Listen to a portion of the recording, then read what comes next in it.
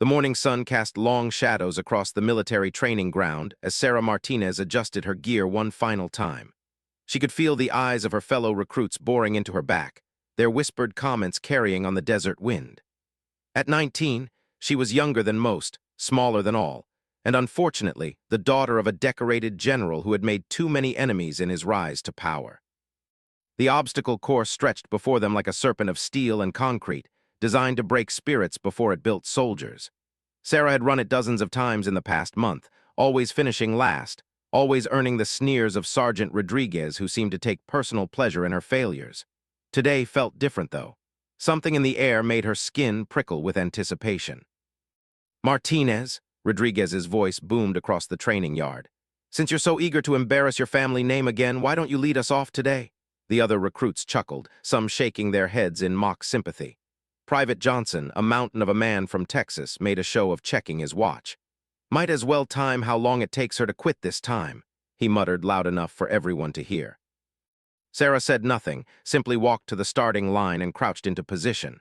She had learned weeks ago that responding only made things worse. Her father had warned her about this when she insisted on enlisting despite his protests. "They'll test you in ways that have nothing to do with your abilities," he had said. "Show them who you really are, not who they think you should be." The whistle pierced the morning air and Sarah exploded forward.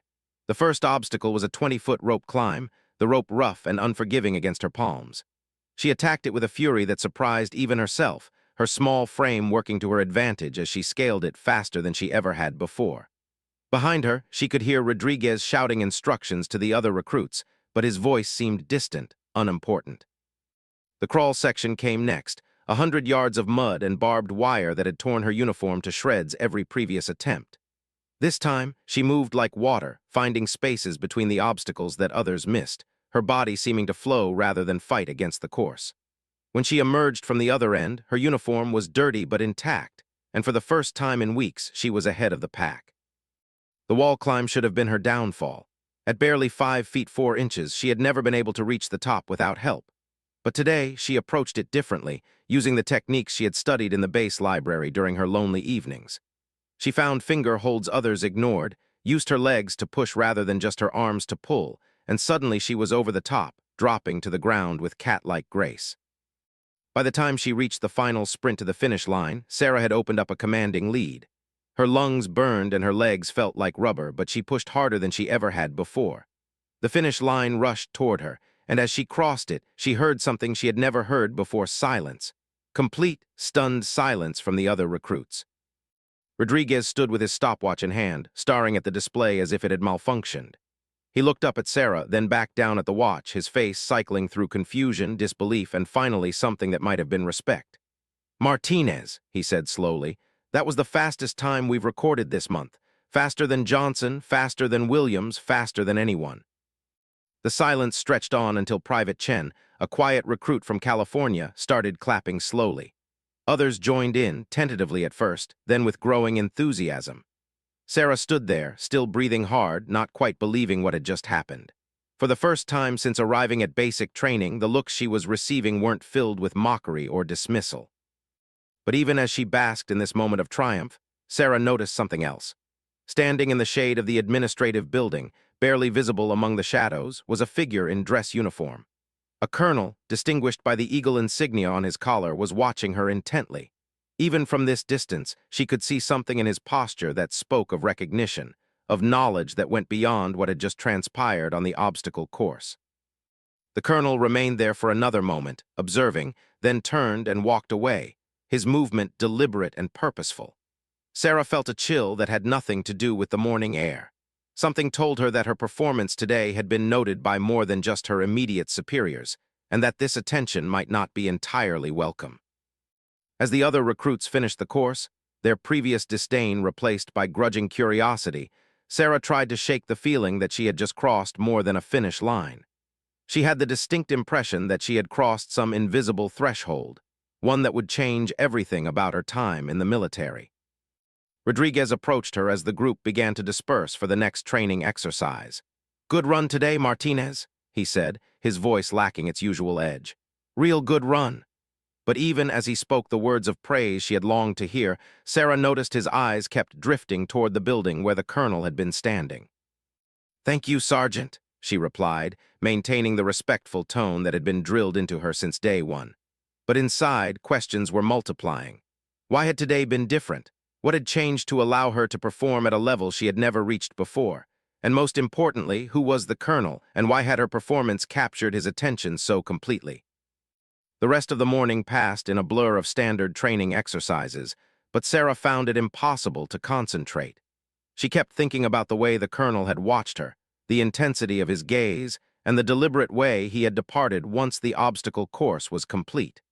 It was as if he had been waiting specifically to see what she could do. During lunch break, she tried to ask some of the other recruits about the officer she had seen, but their descriptions were vague and unhelpful. None of them seemed to have paid him much attention, and several insisted they hadn't seen any colonel at all. This only deepened Sarah's sense that something significant had occurred, something that went beyond a simple improvement in her physical performance. As afternoon training began, Sarah noticed that the dynamics within her unit had shifted subtly. The open mockery had stopped, replaced by a watchful wariness. It was as if her fellow recruits were reassessing their assumptions about her capabilities and wondering what other surprises she might have in store. The change was welcome, but it also brought new pressures and expectations that she wasn't sure she was ready to meet. The day's final exercise was tactical movement, a complex drill that required coordination and strategic thinking as much as physical ability. Sarah found herself naturally taking on a leadership role, something that would have been unthinkable just 24 hours earlier. Her suggestions were listened to, her observations taken seriously, and when the exercise concluded successfully, she realized that she had somehow earned the respect she had been desperately seeking. But even as she celebrated this social victory, the image of the watching colonel remained in her mind, a reminder that her newfound success might have attracted attention from quarters she didn't yet understand. As evening approached, and the recruits prepared for their few hours of personal time before lights out, Sarah made a decision that would prove to be the first step on a journey she could never have imagined. She was going to find out exactly who that colonel was, and why her performance had interested him enough to prompt such focused observation. 3 days after her breakthrough performance, Sarah found herself walking toward the base library with questions burning in her mind. The past 72 hours had brought a steady stream of small victories, improved marksmanship scores, better tactical assessments, and a growing confidence that seemed to feed on itself. But with each success, she became more aware of being watched, studied, evaluated by eyes she couldn't identify. The library was nearly empty at this hour, most recruits preferring to spend their free time in the recreation hall or catching up on sleep. Sarah had always been different in this regard, finding comfort among books and computer terminals when human company proved challenging. Tonight, she had a specific mission: to learn everything she could about the mysterious colonel who had observed her so intently. Military personnel records were restricted, but basic organizational charts were available to anyone with base access. Sarah worked her way through the administrative hierarchy, looking for officers matching the description she carried in her memory. The process was tedious and frustrating, complicated by the fact that she had only seen the man from a distance and for a brief time. After 2 hours of searching, she was ready to give up when a name caught her attention: Colonel Marcus Reed, Special Operations Command. The accompanying photograph made her pulse quicken. This was definitely the man she had seen. According to his public record, Reed was a 25-year veteran with tour in 3 different theaters of operation. His specialization was listed simply as personnel assessment and development. What struck Sarah as odd was how little information was available beyond these basic facts. Most officers' files contained at least some details about their career progression, notable achievements, or current assignments. Reed's record was almost deliberately sparse, as if someone had carefully scrubbed away anything that might reveal what he actually did for the military. She was so absorbed in her research that she didn't notice the figure approaching her table until a voice spoke quietly beside her. "Interesting reading, Recruit Martinez." Sarah's heart nearly stopped as she looked up to find Colonel Reed himself standing next to her chair. Up close, he was older than she had initially thought, probably in his early 50s, with gray threading through dark hair and lines around his eyes that spoke of years spent in difficult places. His expression was neither friendly nor hostile, but intensely focused in a way that made her feel completely transparent. Colonel Reed, she managed, starting to rise to attention. He waved her back down with a casual gesture that somehow carried more authority than a shouted order. Relax, Martinez. This isn't an official visit. He pulled out the chair across from her and sat down, his movements economical and precise. Though I am curious about what prompted your interest in my personnel file. Sarah felt heat rise in her cheeks. Being caught researching a superior officer could result in serious disciplinary action, and she scrambled to find an explanation that wouldn't make things worse. I saw you watching during the obstacle course the other day, sir. I was just wondering. Wondering why a colonel would take interest in one recruit's performance? Reed finished for her. His voice was quiet, but there was something in his tone that suggested this conversation was more important than it appeared. That's a fair question, and the answer is both simpler and more complicated than you might expect. He leaned forward slightly, his eyes never leaving hers. Tell me, Martinez, have you ever heard the term Black Viper? The words hit her like a physical blow. Images flashed through her mind, a symbol tattooed on her father's shoulder that she had glimpsed once when she was 7 years old. His sharp reaction when she asked about it, the way he had immediately covered it and told her never to mention it to anyone. The nightmares he sometimes had, calling out names she didn't recognize in a voice filled with anguish. She began, then stopped, uncertain how much she should reveal. The look in Reed's eyes told her he was reading every micro-expression on her face, cataloging her reactions with professional precision. Your father never told you what it meant, Reed observed. That's probably wise. General Martinez always was careful about operational security. He paused, seeming to weigh his words carefully. But you have a right to know why that mark matters, especially considering what I observed 3 days ago. Sarah's mind was racing. Her father had always been secretive about certain aspects of his military service, deflecting her questions with humor or changing the subject entirely. She had assumed it was simply the natural reluctance of a veteran to discuss combat experiences with his child. The possibility that there was something more, something specific and significant, had never seriously occurred to her. What did you observe? She asked quietly. Reed was quiet for a long moment, his gaze shifting to the library windows where darkness was settling over the base. You moved differently that day, he said finally.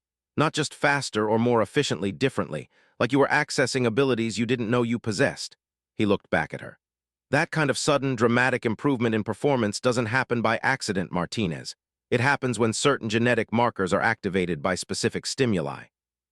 The words hung in the air between them, laden with implications Sarah wasn't sure she wanted to understand. Genetic markers, she repeated. The Black Viper program was discontinued in 1995, Reed continued, his voice taking on the tone of someone reciting classified information. Officially, it never existed at all. It was an experimental initiative designed to identify and develop soldiers with enhanced physical and cognitive capabilities, natural abilities that could be awakened under the right conditions. Sarah felt the world tilting around her. You're talking about human experimentation. I'm talking about human potential, Reed corrected. The program didn't create these abilities. It identified people who already possessed them and provided training to help them access what was already there. Your father was one of the most successful participants we ever had. The pieces were starting to fall into place in Sarah's mind. Her father's occasional displays of seemingly impossible physical ability, the way he could appear and disappear without sound, his uncanny ability to read people and situations with an accuracy that bordered on supernatural. She had attributed these things to exceptional training and experience, but now she was beginning to wonder if there was more to it. What does this have to do with me? She asked, though part of her already knew the answer. Reed smiled for the first time since sitting down, but it wasn't entirely reassuring. The genetic markers we identified weren't randomly distributed, Martinez. They showed distinct hereditary patterns. Children of program participants had a significantly higher likelihood of possessing similar capabilities. And you think I have them? I don't think I know. What I observed 3 days ago was a classic activation event. Something triggered your dormant abilities, allowing you to access physical and mental capabilities you never knew you had. His expression grew more serious. The question now is what we do about it. Sarah stared at him, her mind struggling to process the implications of what he was telling her. What do you mean, what we do about it? The Black Viper program may be officially discontinued, but certain aspects of it continue under different names and classifications. We still identify individuals with these capabilities, and we still provide training and opportunities for those who are interested. He leaned back in his chair. But participation is entirely voluntary, and the decision to get involved must be made with full knowledge of what it entails. What does it entail? Reed's expression grew grave. Assignments that officially don't exist, operations that never happened, a level of service to your country that requires sacrifices most people can't imagine. He paused. Your father could tell you more about that than I can. The mention of her father brought a new wave of questions and emotions. Does he know? About me, I mean. He knows you have the potential. He's known since you were a child. What he doesn't know is that you've started to manifest active abilities. Reed stood up from the table. That's a conversation you'll need to have with him yourself. Sarah watched him prepare to leave, her mind spinning with everything he had revealed. Colonel, she called out as he turned away. What happens if I say no, if I'm not interested in whatever you're offering? He turned back to her, his expression unreadable. Then you complete basic training, receive your assignment, and serve your country honorably as a conventional soldier. Your abilities will likely fade over time without proper training and stimulation. He paused. But I should warn you, now that they've been activated, completely suppressing them may prove more difficult than you might expect. With that cryptic statement, he walked away, leaving Sarah alone with her racing thoughts and the weight of knowledge she wasn't sure she was ready to carry. She sat in the empty library for another hour, staring at the computer screen that still displayed Reed's personnel file, wondering how a simple desire to excel at basic training had led her to discover a family secret that could change the entire course of her life. The black viper mark her father carried wasn't just a tattoo or a symbol of past service. It was a brand that marked him as something more than human, something enhanced and dangerous and valuable. And now she was being told that she carried the same potential, the same deadly gift that could open doors to a world she had never imagined existed. As she finally made her way back to the barracks, Sarah realized that tomorrow would bring more than just another day of training. It would bring the beginning of a journey into a shadow world where the line between human and something more was deliberately blurred, and where the price of extraordinary ability was measured in ways that went far beyond anything she had ever considered. Sarah spent the next week in a state of constant internal conflict, her days filled with increasingly impressive training performances while her nights were consumed by research and restless thoughts. Every conversation with her father had become a careful dance around topics she desperately wanted to discuss, but didn't know how to approach. Meanwhile, her abilities continued to develop in ways that both thrilled and terrified her. Her marksmanship scores had improved to the point where other recruits were openly speculating about whether she was receiving additional training. During hand-to-hand combat exercises, she found herself anticipating her opponent's moves with an accuracy that seemed almost supernatural. Most disturbing of all, she had begun experiencing moments of heightened perception where the world seemed to slow down around her, allowing her to process information and react at speeds that defied normal human capability. The breaking point came during a night navigation exercise in the desert surrounding the base. The recruits had been dropped off in pairs at various points and tasked with finding their way back to a designated checkpoint using only basic compass and map reading skills. Sarah had been paired with Private Williams, a competent soldier who had shown her nothing but professional courtesy since her dramatic improvement began. They had been hiking for approximately 2 hours when Williams stepped directly into what should have been a perfectly concealed enemy position. Sarah realized what was happening before her conscious mind could process the visual clues that had alerted her to danger. Without thinking, she grabbed Williams and threw both of them sideways behind a cluster of rocks, just as the training simulation began. Jesus Christ, Martinez, Williams gasped as paint rounds exploded against the stones where they had been standing moments before. How did you see them? I was looking right at that position and didn't spot anything. Sarah couldn't answer because she didn't have an answer. She hadn't seen the hidden soldiers. She had somehow sensed them, felt their presence in a way that bypassed normal sensory input entirely. The realization left her shaken and struggling to understand what was happening to her body and mind. The exercise continued for another hour, with Sarah guiding them through 3 more ambush positions that she detected through means she couldn't explain. Each time, her awareness of danger came seconds before any visible confirmation appeared. By the time they reached the checkpoint, Williams was looking at her with a mixture of admiration and unease that made her deeply uncomfortable. "You've got to teach me how you do that," he said as they reported to the supervising sergeant. "That was like having radar or something." The sergeant logged their arrival time and noted their successful navigation of multiple hostile positions, but Sarah noticed him giving her the same evaluative look she had been receiving from various instructors over the past week. It was becoming clear that her enhanced performance was attracting exactly the kind of attention she had hoped to avoid. Later that night, as she lay in her bunk trying to process the evening's events, Sarah was approached by Private Chen, her bunkmate who had been quietly observing her transformation over the past weeks. "There's something you need to know," Chen whispered, glancing around to ensure they wouldn't be overheard. "People are talking about you, not just other recruits, officers, training staff, people who normally don't pay attention to individual soldiers." Sarah felt her stomach clench. "What kind of talking?" "The kind that suggests someone is compiling a file on you.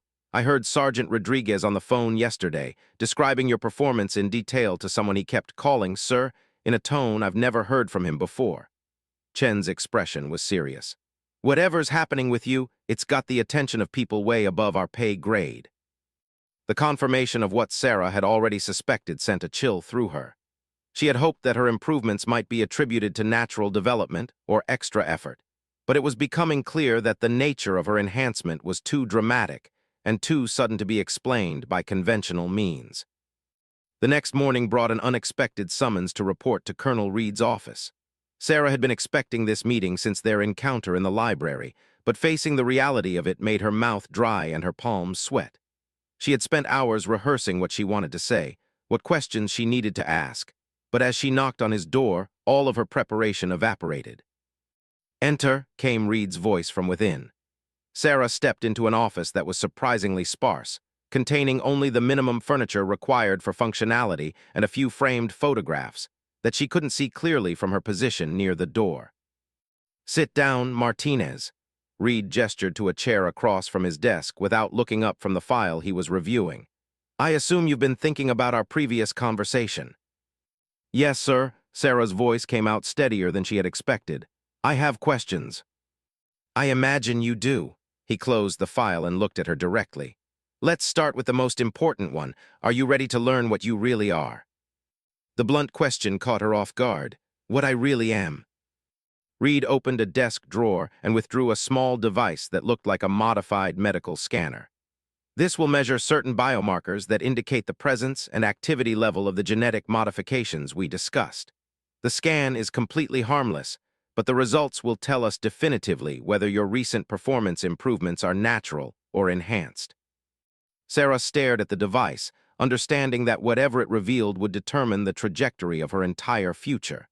"And if the results show enhancement? Then we have a serious conversation about your options and responsibilities." Reed's expression was grave. "The abilities you're developing come with obligations, Martinez, to your country, to the program that created them, and to the people who will depend on your capabilities in situations where conventional soldiers would fail." She nodded slowly, accepting the device from his hands. "What do I need to do?" "Just hold it against your palm for 30 seconds. The scanner will do the rest." Sarah pressed the cool metal against her skin and watched as various lights blinked and data scrolled across the device's small screen. She found herself holding her breath, simultaneously hopping for and dreading confirmation of what she had begun to suspect about herself. The scanner beeped softly and Reed retrieved it, studying the display with professional interest. His expression shifted subtly as he read the results, becoming more focused and perhaps slightly concerned. "Well," Sarah asked when the silence stretched too long. "Your enhancement levels are significantly higher than your father's were at a comparable stage of development," Reed said slowly. "In fact, they're higher than anyone we've recorded in the program's entire history." He looked up at her with something that might have been respect or might have been wariness. "You're not just enhanced, Martinez, you're extraordinarily enhanced, potentially beyond our current ability to predict or control." The words hit her like a physical blow. "What does that mean?" Reed was quiet for a moment, appearing to weigh his response carefully. "It means that the normal protocols and training regimens may not be sufficient for your development. It means that your capabilities may exceed anything we've encountered before." He paused. "And it means that certain people are going to be very interested in what you can do." Sarah felt a chill that had nothing to do with the office's air conditioning. What kind of people? The kind who view enhanced individuals as resources to be utilized rather than soldiers to be trained. Reed's voice carried a warning that she could not ignore. "Which is why I'm going to make you an offer that goes beyond what I originally intended." He reached into another drawer and withdrew a folder marked with security classifications Sarah had never seen before. "There's a special unit within Special Operations Command. Officially, it doesn't exist. Unofficially, it's where we place enhanced individuals who need protection as much as they need training." Sarah stared at the folder, understanding that opening it would represent a point of no return. Protection from what? From people who would use your abilities without regard for your well-being or consent. From researchers who see you as a test subject rather than a human being. From commanders who would send you on suicide missions because they view you as expendable. Reed's expression was deadly serious. "The Black Viper mark isn't just a symbol of enhancement, Martinez. It's a warning to those who understand what it means. This person is dangerous, valuable, and under our protection." The weight of the decision before her was overwhelming. Sarah understood that she was being offered entry into a world that operated by rules she didn't understand, where the price of extraordinary ability was a life lived in shadows and secrets. But she also understood that her alternatives were limited. Her abilities were already too pronounced to hide, and they would only continue to develop regardless of what she chose. "If I agree to this," she said carefully, "what happens to my normal military service?" Reed smiled grimly. "There's nothing normal about your military service anymore, Martinez.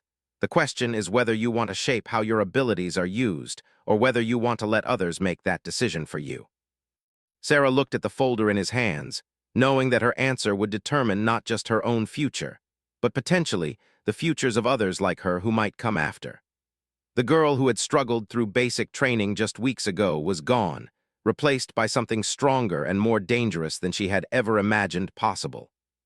"Before I decide," she said, "I need to talk to my father. I need to understand what he went through, what he sacrificed, and what he gained." She met Reed's eyes. "Can you arrange that?" Reed nodded slowly. "General Martinez is already on his way here. I called him yesterday after reviewing your scan results." His expression softened slightly. "He'll arrive tomorrow morning, and then you'll have all the information you need to make your choice." General Martinez arrived at dawn, earlier than expected, and Sarah knew immediately that something was wrong. She had been waiting in the visitors' area since before sunrise, too nervous to sleep and too anxious to focus on anything else. When her father walked through the doors, the expression on his face was unlike anything she had ever seen from him, a mixture of pride, fear, and profound sadness that made her stomach drop. "Dad," she said, rising to embrace him, but he held her at arm's length, studying her face with the same intense scrutiny she had grown accustomed to from Colonel Reed. "Let me look at you," he said quietly. His hands on her shoulders were gentle but firm, and she could feel him taking inventory of subtle changes in her posture, her alertness, the way she held herself. "Reed wasn't exaggerating. You're already manifesting advanced capabilities." They sat down across from each other, the institutional furniture and sterile environment making their conversation feel surreal. Sarah had imagined this moment dozens of times over the past few days, but none of her mental rehearsals had prepared her for the reality of confronting her father with knowledge of his deepest secrets. "Tell me about Black Viper," she said without preamble. "Tell me what it really was, what it did to you, and what it means for me." General Martinez was quiet for a long moment, his gaze distant. When he finally spoke, his voice carried the weight of years of carefully maintained silence. "It began in 1987, he said.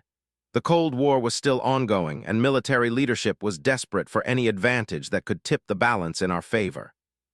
A group of researchers at a classified facility in Nevada claimed they had identified genetic markers that could predict and enhance human performance beyond normal parameters." Sarah listened intently as her father described the early days of the program, the selection process that had identified him as a candidate, the months of testing that had confirmed his potential, and the gradual awakening of abilities that had fundamentally changed who he was. "What was it like?" she asked. "The enhancement process." "Terrifying and exhilarating in equal measure." he replied honestly. Imagine discovering that you're capable of things you never thought possible, but also knowing that those capabilities come with a price you can't fully understand until it's too late to change your mind. He described training exercises that pushed enhanced soldiers to the very limits of human endurance and beyond. Missions that required capabilities no conventional soldier could possess. The gradual realization that he and his fellow program participants were no longer quite human, but something new and potentially dangerous. We called ourselves Black Vipers because we were like that snake, beautiful, deadly, and misunderstood, he explained. The mark you saw on my shoulder wasn't just a tattoo, it was a warning and a promise. A warning to our enemies that they were facing something beyond their experience, and a promise to our allies that we would use our gifts to protect them no matter the cost. Sarah absorbed this information while studying her father's face, seeing decades of carefully hidden pain and pride in his features. What happened to the program? Reed said it was discontinued. General Martinez's expression darkened. Politics happened. Fear happened. By 1995, we had approximately 50 active enhanced soldiers, and some of them were beginning to develop capabilities that exceeded even our most optimistic projections. He paused, seeming to choose his words carefully. There were incidents, situations where enhanced personnel acted beyond their orders or used their abilities in ways that made civilian leadership uncomfortable. What kind of incidents? The kind that are still classified 30 years later, he said grimly. Let's just say that when you give people superhuman abilities, not all of them use those gifts responsibly. Some of my fellow Vipers let the power go to their heads, began to see themselves as superior to the people they were sworn to protect. Sarah felt a chill as the implications became clear. What happened to them? Some were reassigned to deep cover operations where their abilities could be monitored and controlled. Others were retired from active service and placed under permanent surveillance. His voice became very quiet. A few had to be eliminated because they posed too great a threat to operational security and civilian safety. The weight of this revelation settled over Sarah like a lead blanket. She was being offered entry into a world where the line between protector and predator could be crossed without warning, where the very gifts that made someone valuable also made them dangerous. "Why didn't you tell me?" she asked. "When I decided to enlist, why didn't you warn me about what I might be inheriting?" General Martinez leaned forward, his expression intense. "Because I hoped you wouldn't inherit it, because I prayed that the genetic markers would skip your generation and you could have a normal military career." He reached across the table and took her hands in his. "But also because I knew that if you did manifest abilities, the choice of what to do with them had to be yours alone. And now that the choice is in front of me, now I have to tell you things I never wanted you to know," he said heavily. "About the operations I've carried out over the past 25 years, about the missions that officially never happened, about the people I've killed and the sacrifices I've made in service to capabilities that most of the world doesn't know exist." For the next 2 hours, General Martinez shared stories that painted a picture of a shadow war being fought by enhanced individuals in conflicts around the globe. He described missions where conventional soldiers would have failed, where his abilities had been the difference between success and catastrophe. But he also described the isolation, the constant scrutiny, and the gradual erosion of his connection to normal human experience. "The hardest part isn't the danger," he explained. "It's the loneliness. When you can do things other people can't even imagine, when you see and hear and understand the world differently than everyone around you, it becomes increasingly difficult to maintain relationships with unenhanced individuals." Sarah thought about her recent experiences, the way her fellow recruits had begun to treat her differently, the growing gap between her capabilities and theirs, the sense that she was becoming something separate from the person she had been just weeks ago. "Is that why you and Mom divorced?" she asked quietly. Her father nodded slowly. "She tried to understand, tried to accept what I had become, but the secrecy and the missions and the gradual changes in my personality were too much for her to handle." His voice was filled with regret. "Enhancement doesn't just change your body, Sarah. It changes your mind, your priorities, your entire relationship with the world around you." The conversation was interrupted by a knock on the door, followed by Colonel Reed's entrance. His expression was urgent in a way that immediately put Sarah on high alert. "General, we need to talk," Reed said without preamble. "There's been a development that changes the timeline for Martinez's decision." General Martinez stood immediately, shifting into command mode. What kind of development? Reed glanced at Sarah, clearly debating how much to reveal in her presence. Foreign intelligence assets have been making inquiries about enhanced personnel associated with this base. Specifically, they've been asking about recruits who have shown unusual performance improvements in recent weeks. The implications hit Sarah like a physical blow. Her enhanced abilities hadn't just attracted the attention of her own military.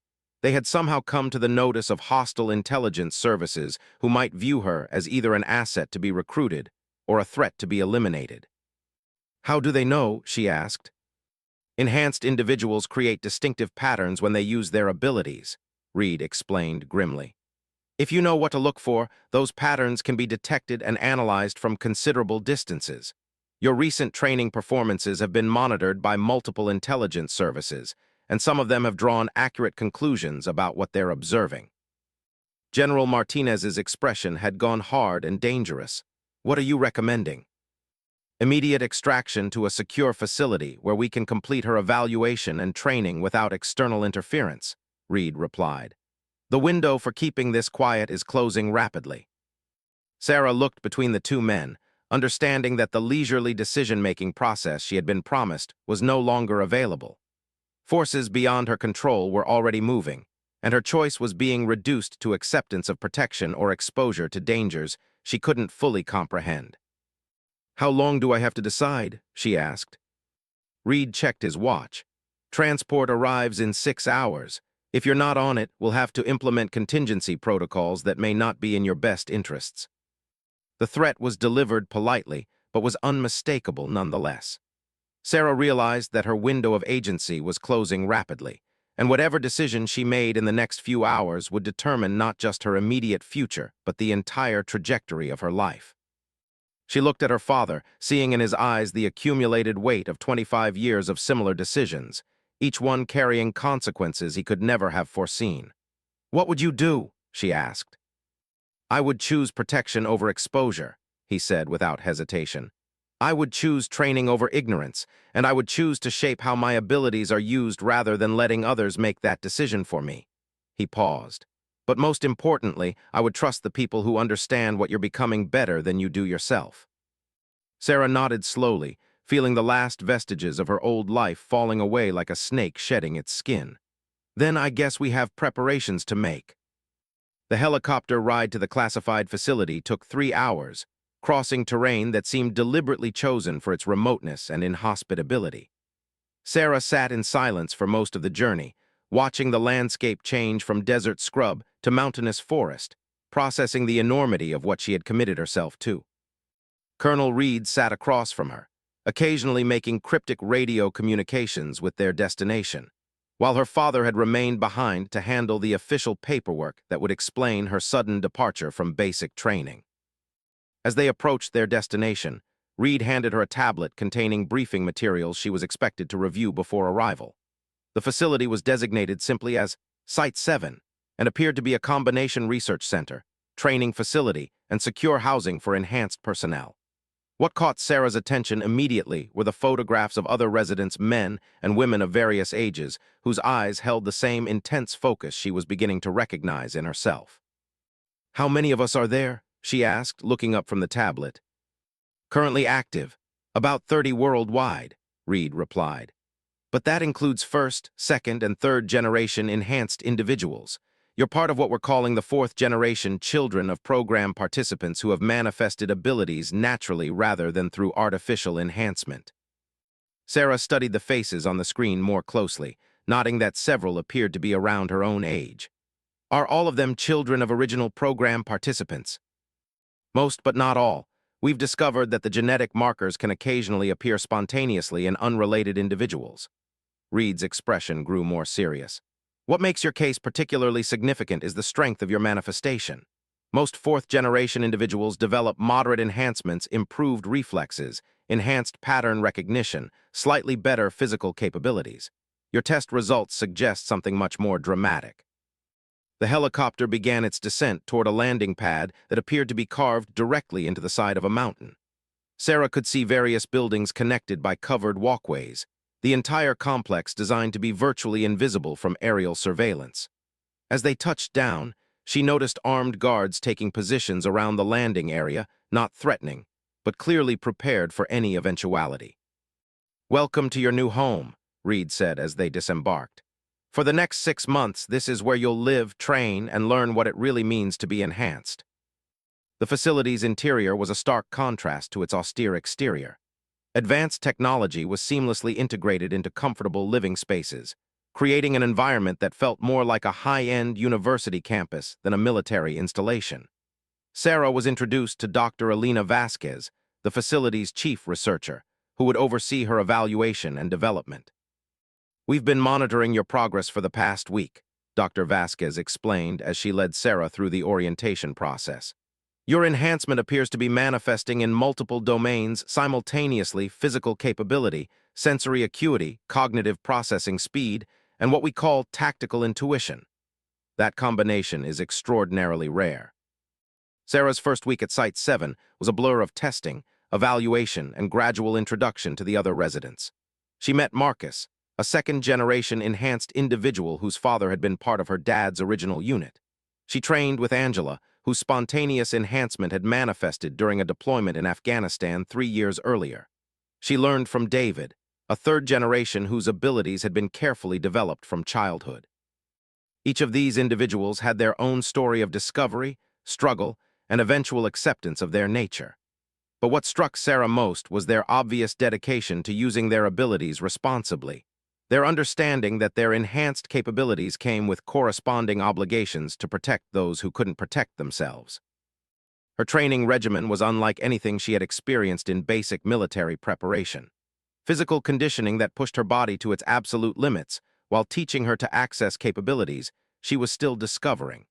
Tactical simulations that required split-second decision-making in scenarios no conventional soldier would ever face. Mental exercises designed to enhance her already formidable cognitive abilities while maintaining her emotional stability.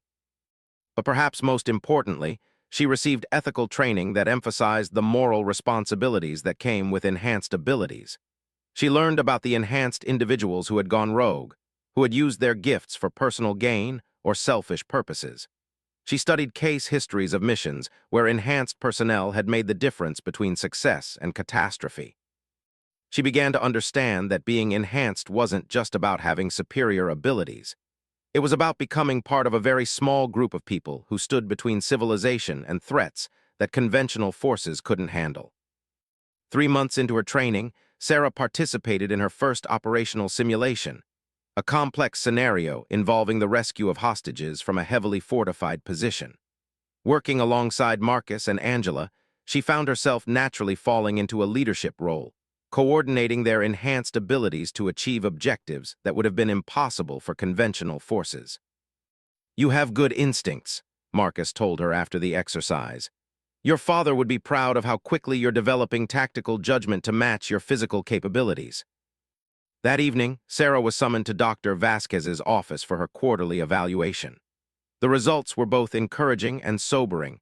Her abilities continued to develop at a rate that exceeded all previous records, but the psychological assessments showed signs of the isolation and detachment that seemed to be inevitable consequences of enhancement. "You're handling the transition better than most," Dr. Vasquez assured her. "But we need to be careful that your rapid development doesn't outpace your emotional maturity. Enhanced individuals who lose connection with their humanity become dangerous, regardless of their initial intentions." As Sarah's training progressed, she began to understand the full scope of the shadow world she had entered. Enhanced individuals served as the military's ultimate specialists, deployed in situations where conventional forces would fail and where failure could have global consequences. They tracked down rogue, enhanced individuals who threatened civilian populations. They infiltrated organizations that posed existential threats to national security. They served as the last line of defense against dangers that most people would never know existed. But they also lived lives of carefully maintained secrecy, always aware that their abilities made them targets for hostile intelligence services and terrorist organizations who would use any means necessary to capture or kill them. They formed relationships cautiously, knowing that their enhanced nature would inevitably create barriers with unenhanced individuals. They accepted missions knowing that their unique capabilities meant they would often work alone, without backup or support. 6 months after her arrival at Site 7, Sarah stood before a review board consisting of senior enhanced personnel and military leadership. Her training was complete, her abilities fully developed, and her psychological profile indicated readiness for operational deployment. The moment she had been building toward since that first breakthrough on the obstacle course had finally arrived. Colonel Reed addressed her formally for the first time since their initial meeting. "Recruit Martinez, you have demonstrated exceptional development of enhanced capabilities combined with sound tactical judgment and unwavering commitment to the principles that guide our operations." He paused, his expression solemn. "You are hereby inducted into the Black Viper program with full operational status." Dr. Vasquez stepped forward carrying a small case. Inside was a tattoo gun loaded with special ink that would create the distinctive mark that identified her as one of the enhanced. "This symbol represents your commitment to use your abilities in service to others," she explained. "It also serves as recognition among enhanced personnel and as a warning to those who might threaten you or your mission." As the needle traced the distinctive serpent design onto her shoulder, Sarah thought about the journey that had brought her to this moment. 6 months ago, she had been a struggling recruit desperate to prove herself worthy of military service. Now she was something else entirely enhanced, trained, and ready to take her place among the small group of individuals who protected the world from threats it would never see coming. The ceremony concluded with her receiving her first operational assignment, a reconnaissance mission that would utilize her particular combination of abilities to gather intelligence in a situation too dangerous for conventional forces. As she studied the briefing materials, Sarah realized that everything she had been through was preparation for this moment, when she would finally step into the role she had been born to fill. That night, she called her father to tell him about her graduation and upcoming deployment. The pride in his voice was unmistakable, but so was the concern that came from his own decades of operational experience. "Remember everything we've taught you about staying connected to your humanity," he said. "The abilities are a tool, but your heart and your conscience are what make you worth having those abilities." Sarah looked down at the fresh Black Viper mark on her shoulder, understanding finally why her father had kept his own mark hidden for so many years. It represented power, responsibility, and sacrifice in equal measure. It marked her as protector and predator, hero and weapon, human and something more. Tomorrow she would begin her first mission as an operational enhanced individual, stepping into a world of shadows and secrets where the margin for error was measured in lives rather than points. But tonight, she allowed herself a moment of satisfaction at having discovered who she really was and what she was capable of becoming. The girl who had been ridiculed in basic training was gone, transformed into something that even she was still learning to understand. In her place stood a Black Viper, ready to strike in defense of a world that would never know her name or understand the sacrifices she was prepared to make. As she prepared for sleep, Sarah Martinez touched the mark on her shoulder and smiled grimly. She had found her place in the world, and tomorrow she would begin to earn it.